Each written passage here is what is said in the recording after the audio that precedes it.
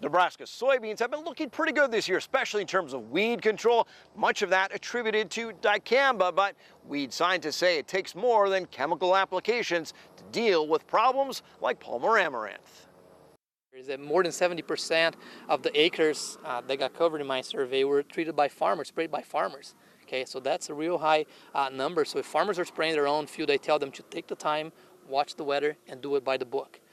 Don't try to push it, and that's why I tell them usually to go early in the season. If we wait to the last minute when the beans are about to flower and we still have a couple thousand acres to cover, this is when we start pushing things, and this is when mistakes usually happen. It doesn't matter if it's going to be via tank contamination or particle drift or vapor drift. This is when mistakes happen. So I recommend them go a little early.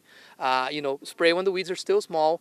Bring additional residual, a layered residual program to your system, so that way you can get the best level of weed control. I want to change topics here a little bit and talk about the cover crops. Well, that's one more strategy, isn't it? Something else you can do for some weed suppression.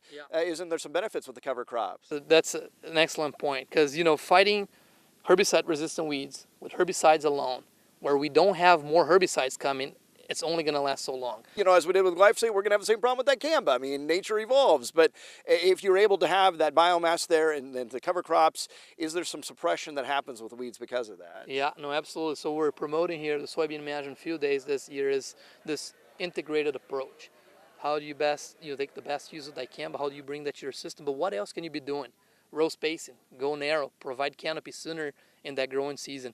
Cover crops, our own data has shown more than 90% suppression of maristale. Maristale is a big weed for us here. I'll take 90% anytime. Absolutely. And it's not only decreasing the population, it's also decreasing how fast those plants that are left over grow. Okay, smaller plants, easier to control.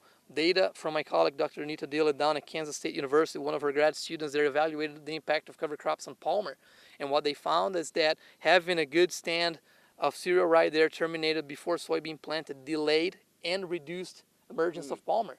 Okay, so the more time we have, the smaller those weeds are, and the less weeds we have to control post-emergence, the better off we're going to be. So we got to stop, seeing this what herbicide to spray. We got to start thinking more of a system. What can we do to reduce the weeds, population, and size, so then my herbicides work best and I reduce the chances for resistance? This is how we got to start thinking about this.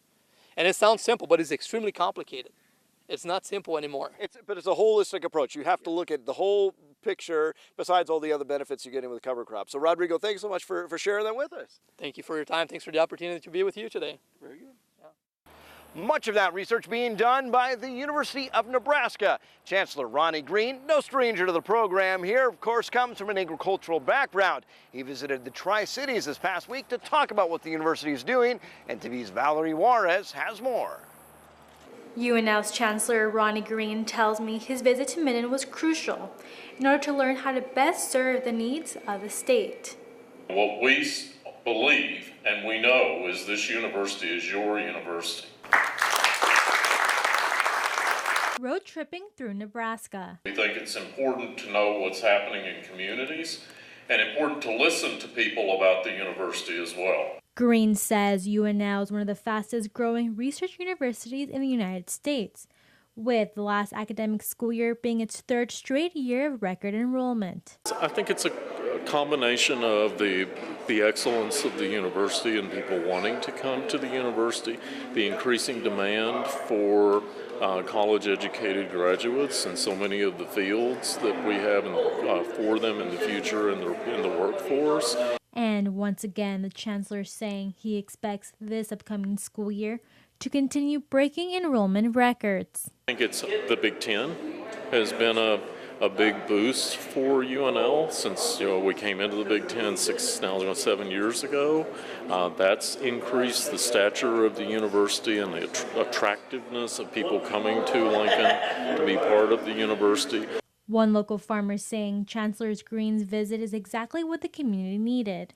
There's an awful lot of people in Minden who've gone there over the years, and we currently have many, many students who go there, and we always want to know what's going on. More so this time of year with the football program, but in other areas also.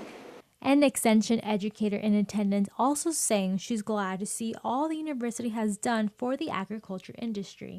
It's an honor to be a part of Extension and to know that we are represented in every county in Nebraska. And we do a lot for the communities of Nebraska. While UNL does a lot for education, of our students. With the 150th anniversary of the university this upcoming February, Green says he looks forward to the future and what more progress can be made. Now, Green's visit to Minden was not his only stop in central Nebraska. On Tuesday, he also made stops in Hastings and Lexington. Valerie Juarez, NTV News, Minden. Later, we honor our Farm Youth of the Month. Weather is up next.